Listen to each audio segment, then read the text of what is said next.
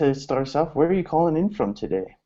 This is my home in Kansas, actually. I have a little house on the prairie, I guess you could say, in rural Saline County, Kansas, which is great because there's the overhead and cost of living here is next to nothing, and so it's a great place to come back to when I'm not traveling, and my family is nearby. Nice.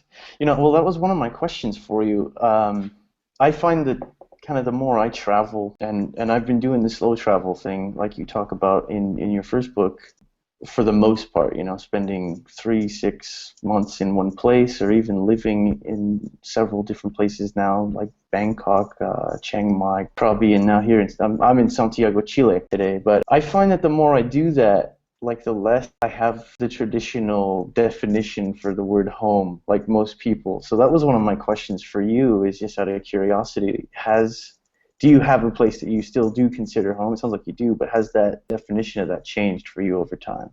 It has, and especially when I was deep, deep into my initial vagabonding journeys, because everybody grows up with this sort of a sense of home that's tied into their family. But then I lived overseas. I lived in Asia for 7 years, or various parts of Asia, living and traveling. And my sense of home got really abstract. And so, my story of focusing my idea of home is very unique to me. I mean, I lent my sister some money, and she used it to make a down payment on some land, and I was wandering around. I was actually thinking of getting a tattoo, like of leaves of grass, like Walt Whitman style leaves of grass with roots coming down, about, the idea that I take my roots with me.